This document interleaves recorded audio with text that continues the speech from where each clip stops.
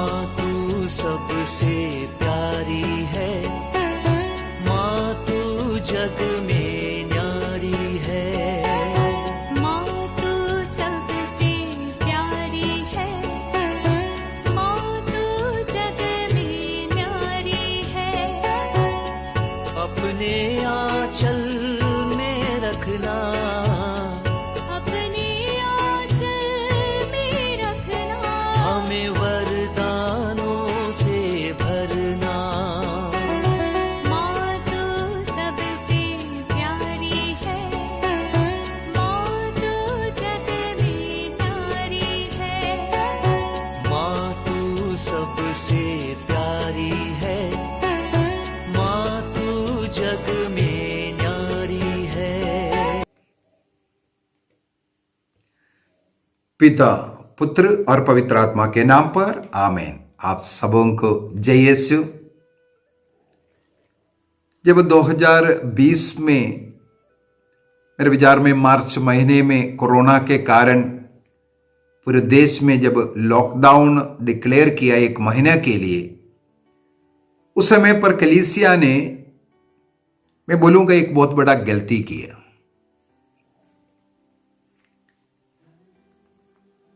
कलीसिया उस समय पर घोषणा किया चर्च सब बंद है, इसलिए इतवार का मिसा आप लोग ऑनलाइन देख लो।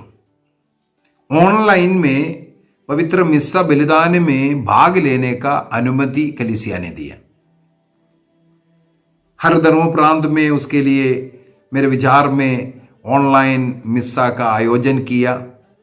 और मैंने ये भी देखा है किसी किसी धर्म प्रांत में ये भी नियम बनाया था, जिस प्रकार आप चर्च जाते हैं उसी प्रकार तैयार होकर के पूरे परिवार बैठ करके इसमें भाग लेना, आदि आदि नियम भी बना करके दिया।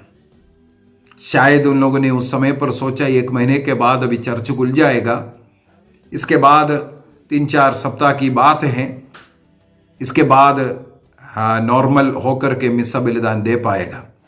चाहे कुछ भी उसके पीछे के इंटेंशन था, लेकिन आज वो लोगों को चर्च से थोड़ा दूर कर दिया है।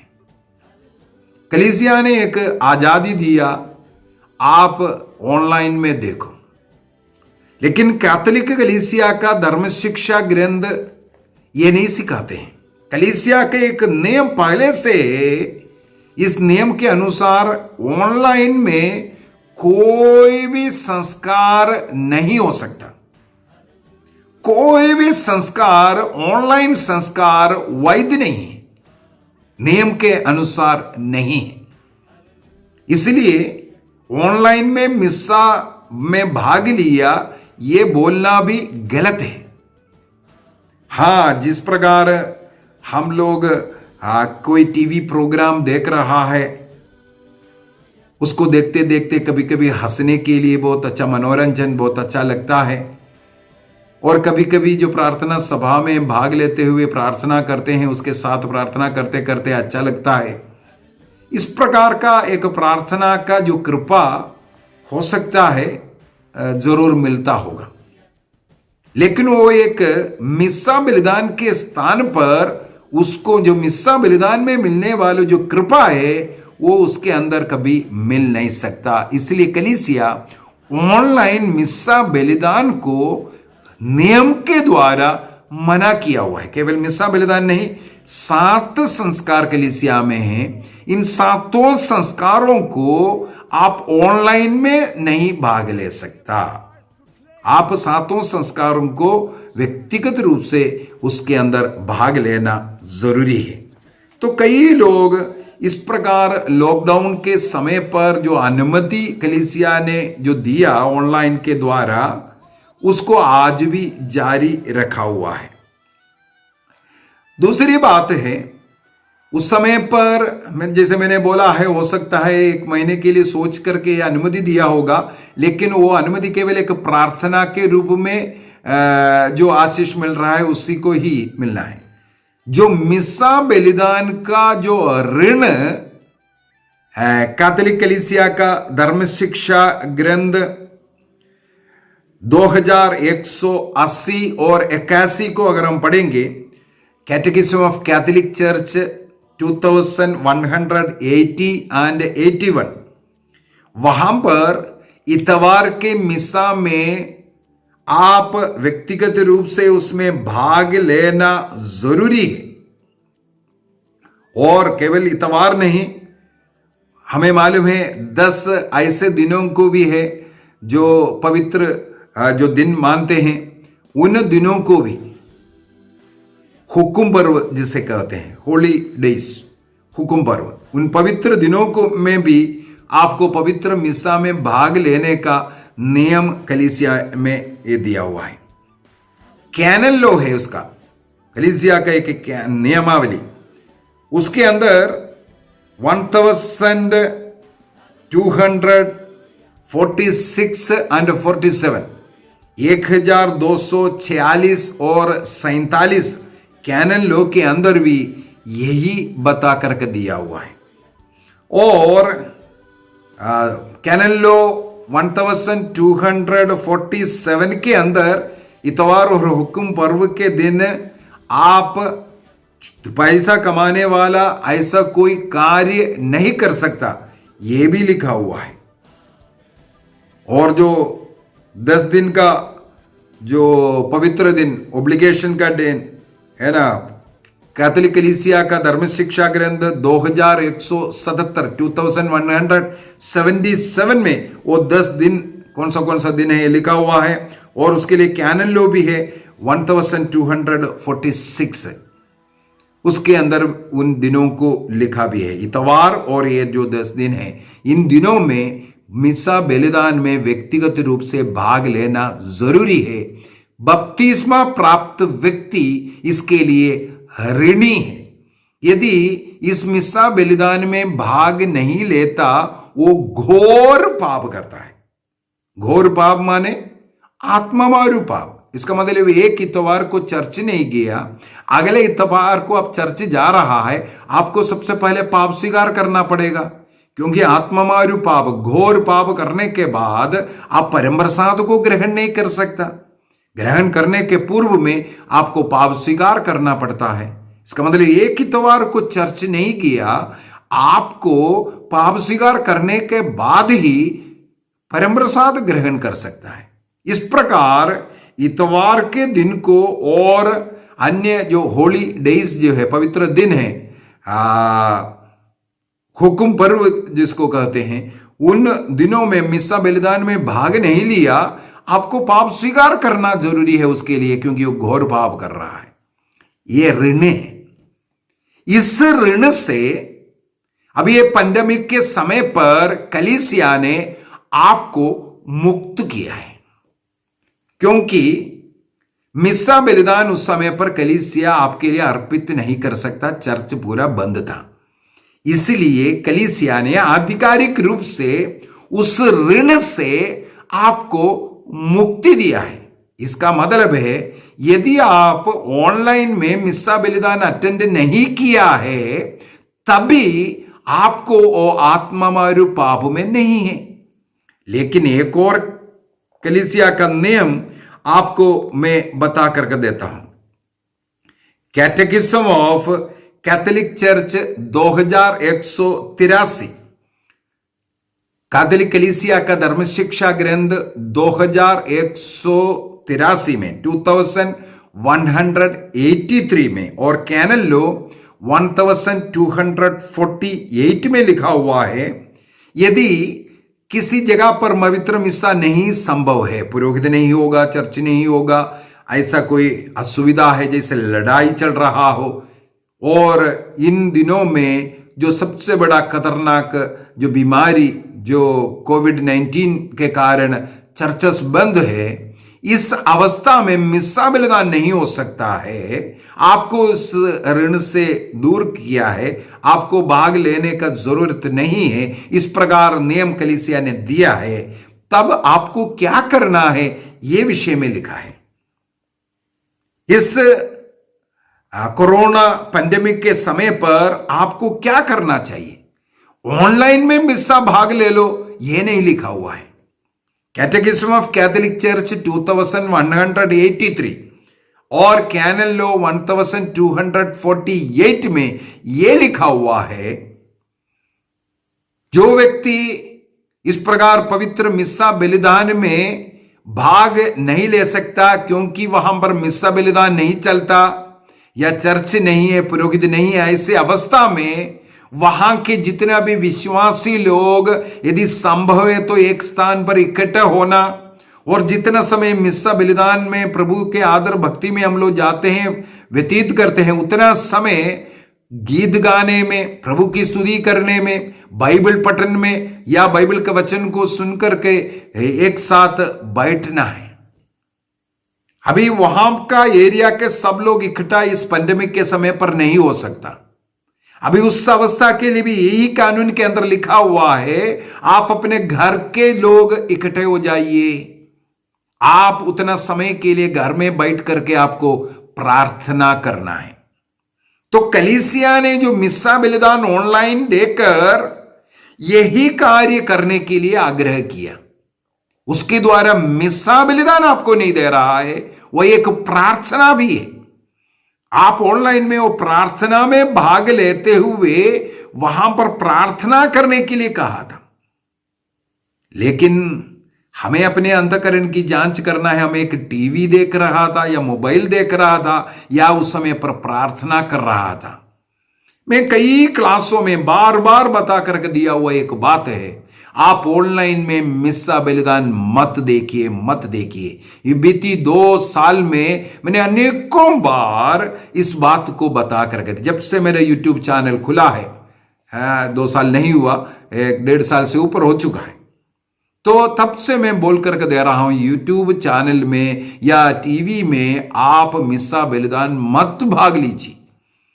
इस कानून लॉ के अनुसार, नियम के अनुसार आप अपने घर में 4 जन हैं, बैठ जाइए, प्रार्थना कीजिए, बाइबल पढ़िए।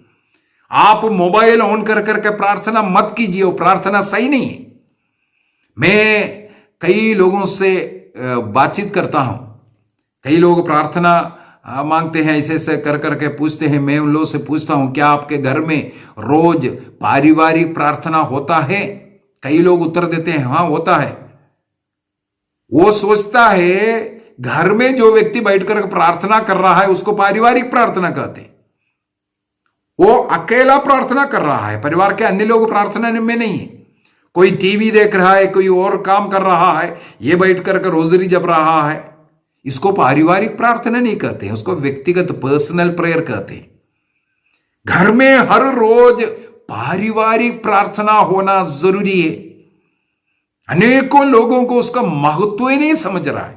मैंने एक क्लास इससे पूर्व में ले चुका है पारिवारिक प्रार्थना का महत्व के विषय में। पारिवारिक प्रार्थना जो कलीसिया में जाने के लिए क्यों कहते हैं? कई लोग बोलते हैं प्रार्थना तो हमें घर में भी बैठ करके प्रार्थना कर सकता है, क्यों चर्च जाना है? लेकिन ईश्वर हमें एक जगह ऐसा दिया है, चर्च जाना है। और चर्च नहीं जा सकता इस पेंडेमिक में, अगर चर्च जाने का अनुमति नहीं है, बंद है, आपको घर में बैठना है, आपके घर के लोग मिलकर के इतना समय प्रार्थना करना है। आप ऑनलाइन के चक्कर में अपने जिंदगी को बर्बाद मत कीजिए। अनेकों लोग आज कई डायसिस में चर्चेस खुल चुका है, कई डायसिस में, लेकिन लोग चर्च में नहीं आ रहा है। किसी से बात कर रहे थे, हाँ हम ऑनलाइन में अटेंड कर रहा है।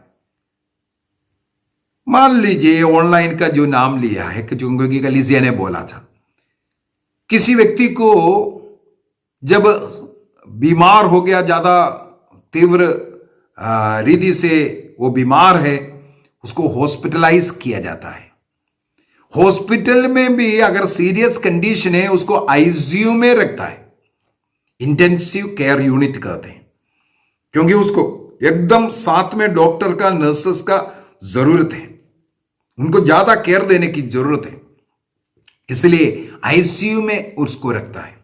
वहां पर इसलिए रखते हैं, वो अपने आप में जब सांस नहीं ले सकता, उसको आर्टिफिशियली ऑक्सीजन दिया जाता है, उसके मुंह में ऑक्सीजन मास्क और मुंह से भी मास्क लगाने से खींचने की शक्ति नहीं है, एक ट्यूब डाल करके उसके मुंह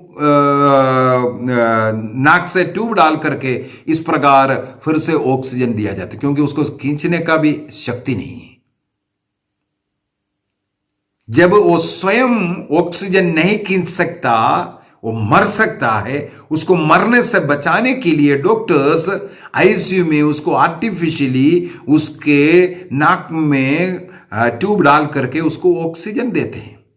मान लो कुछ दिन रहने के बाद वो अपने आप सांस लेने के लायक हो गया, उस आईसीयू में ही है, तब भी डॉक्टर्स उसके नाक से वो ट्यूब को हटाता है ताकि वो स्वयं सांस ले। जब वो स्वयं सांस लेता हुआ देखता है, तब धीरे धीरे उसको वार्ड में शिफ्ट किया जाता है। वार्ड में फिर उसको मॉनिटर किया जाता है, उसका तबीयत ठीक है करके देखता है, तब उसको वहां से हॉस्पिटल से डिस्चार्ज की जाती है। क्या हॉस्पिटल से डिस्चार्ज होने के बाद वो अपने पीठ पर एक ऑक्सीजन सिलेंडर बांध करके घूमता है? यदि पैंडेमिक के समय पर आपको ऑनलाइन में मिस्सा में भाग ले लो करके मान लिया मैं चर्च ने अनुमति आपको दिया, आज चर्च खुला है, मिस्सा बलिदान रोज चल रहा है, फिर भी आप अपने पीठ पर ये ऑक्सीजन सिलेंडर को, ये यूट्यूब के अंदर जो मिस्सा चल रहा है उसको बांध करके आज भी आप जी रहे हैं। इसका मतलब आप इसका उपयोग को नहीं समझ रहा है, आप भटक गया है। आपको चाहिए, आज आपके लिए चर्च का दरवाजा खुला है, आपको प्रतिदिन चर्च जाना चाहिए। अनेकों लोग इस प्रकार प्रार्थना भी करते हैं। एक सुसमाचार का प्रचार करने, सेवा करने वाला एक व्यक्ति से मैंने एक दिन बात किया तो मैं हजम्मे में पड़ गया। वो स्वयं सुसमाचार का प्रचार करने वाला है। मैंने उससे पूछा कि आपके घर में पारिवारिक प्रार्थना चलता है? उसने बोला नहीं। देखो, उनके घर में पारिवारिक प्रार्थना नहीं, बल्कि उनका कहना है घर में वो शाम को फलाने का जो प्रार्थना सभा चलता है उसको हम लोग रखते हैं, हम लोग सब बैठ करके देखते हैं।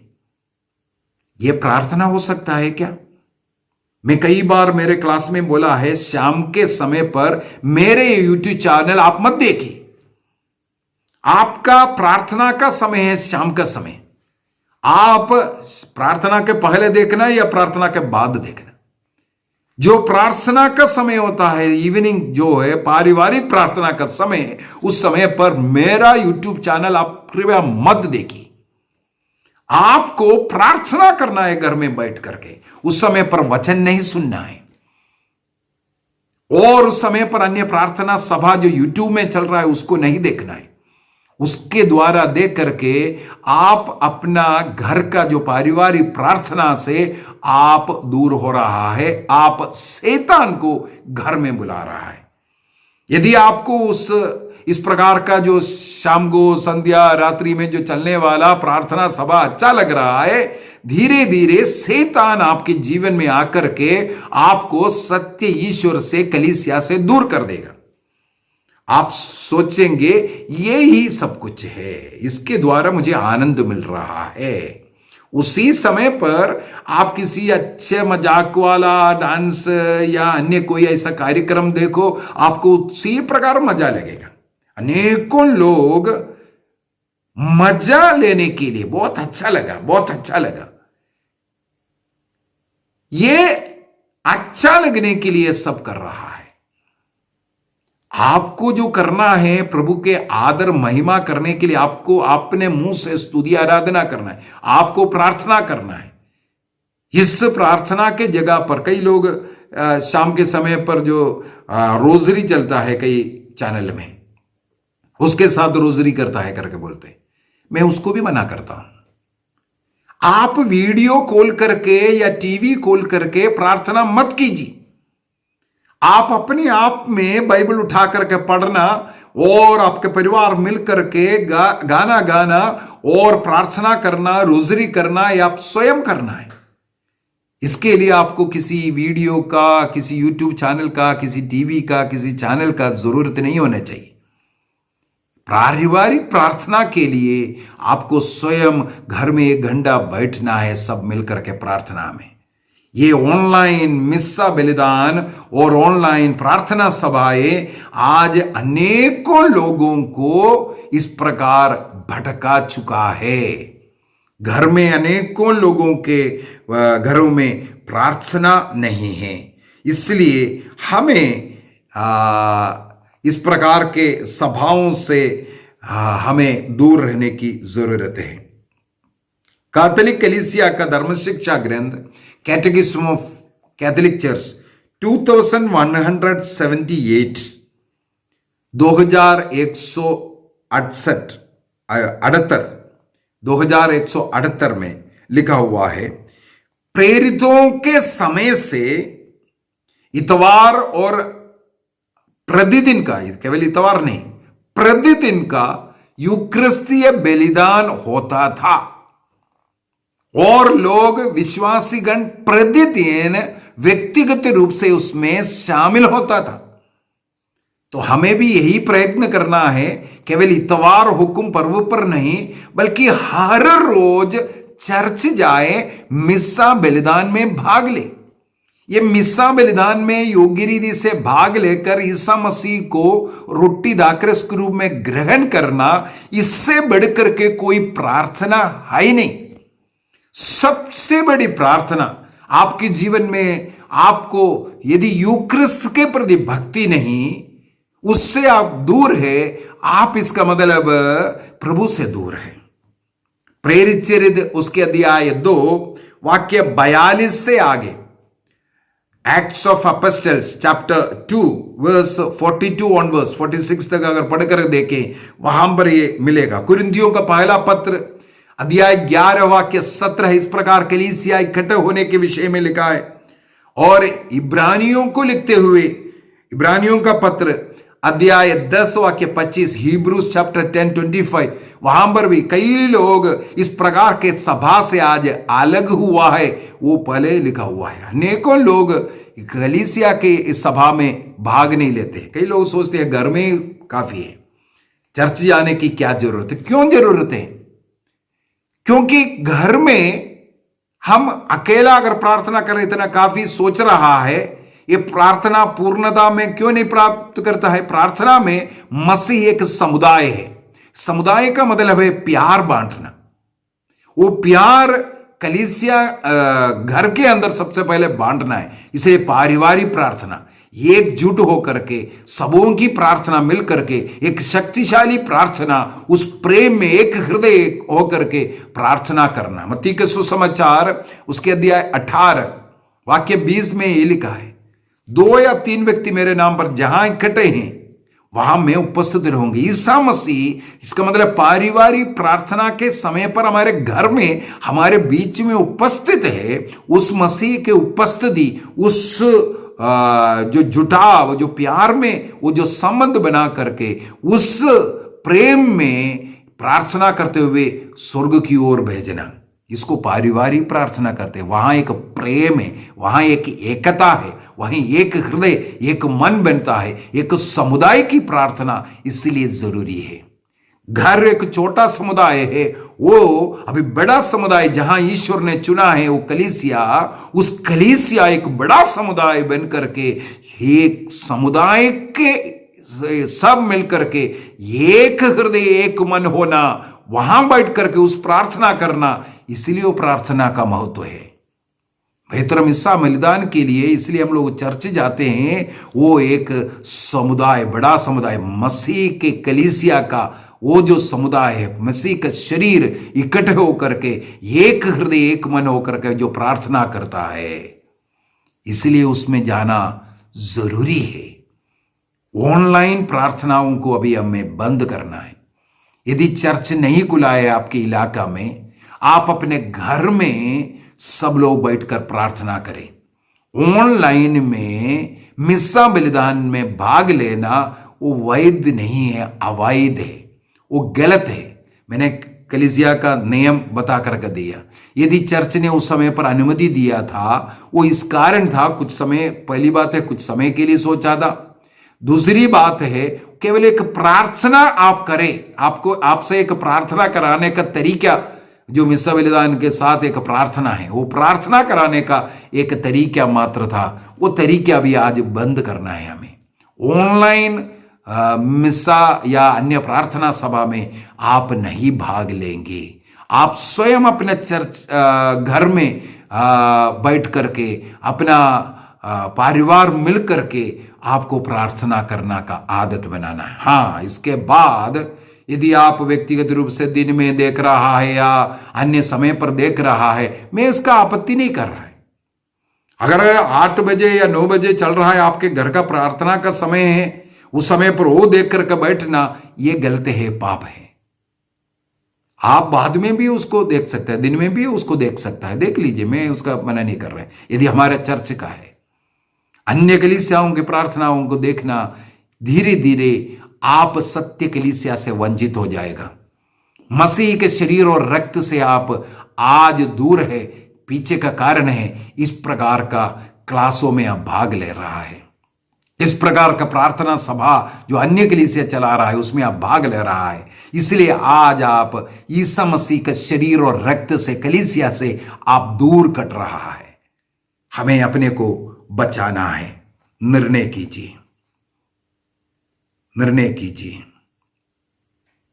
प्रभु की कलीसिया से जुड़ करके प्रार्थना करने का और कलीसिया के नियम के अनुसार प्रार्थना करने का। इतवार और हुकुम्बर पर जरूर भाग लेने का। यदि हो सकते, संभव है, प्रतिदिन मिस्सा बलिदान में भाग लेने का कोशिश कीजिए। आपको और आपके परिवार को इसके द्वारा बहुत आशीष मिलेगा।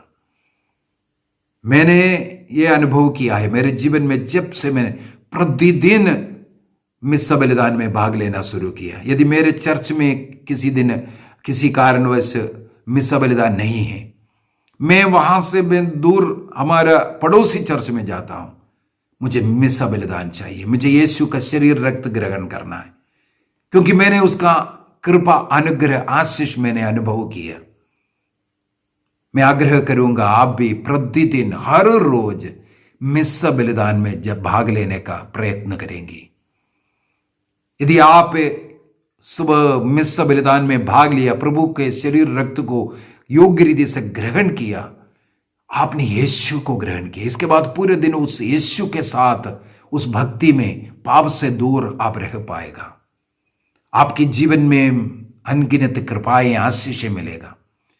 आप यदि बीमार है, कोई रुकावट है, कोई शैतानी हरकतें हैं, आप मिस्सा बलिदान में भाग लीजिए, यीशु को योग्य रीति से ग्रहण कीजिए। पाप स्वीकार कर योग्य रीति से जब ग्रहण करेंगे, यीशु आपके जीवन में आएगा, आपके नाना प्रकार के बीमारियों से मुक्ति मिलेगा। जो शैतानी हरकतें आपके जीवन में हैं, परिवार में, उसे आपको मुक्ति मिलेगा। विश्वास कीजिए, ईसा मसीह में विश्वास कीजिए, मसीह के उस शरीर और रक्त में विश्वास कीजिए। निर्णय कीजिए, आज से कोई ऑनलाइन प्रार्थना नहीं, मिस्सा बलिदान ऑनलाइन में नहीं। निर्णय कीजिए। यदि हमारे यहां चर्च खुला नहीं है, नहीं जा सकता, आप अपने घर में प्रार्थना करने के लिए नियम है। कैथोलिक कलीसिया का धर्म शिक्षा ग्रंथ 2183 याद कीजिए। यह नियम आपको दे रहा है, आप घर में बैठ करके प्रार्थना करो। यदि अन्य लोग बैठ नहीं रहे, आप स्वयं भी बैठकर प्रार्थना कर सकता है, लेकिन ऑनलाइन नहीं। नियम बनाइए, बाइबल पढ़िए, प्रार्थना कीजिए। उतना समय आप प्रार्थना में व्यतीत कीजिए। यदि प्रतिदिन आप चर्च नहीं जा रहा है, हर रोज मिस्सा बलिदान में भाग नहीं ले सकता है, तो हर रोज जल्दी उठिए, घर में कम से कम आधा 1 घंटा प्रार्थना कीजिए। बाइबल पढ़ना, प्रार्थना करना, ये नियम बनाइए। यदि प्रतिदिन आप चर्च नहीं जा पा रहा है, सुबह के समय पर आप प्रार्थना कीजिए, शाम को प्रार्थना कीजिए, पारिवारिक प्रार्थना, आपका जीवन बदल जाएगा। निर्णय कीजिए। पिता, पुत्र और पवित्र आत्मा के नाम पर आमीन। आप सबों को जय यीशु।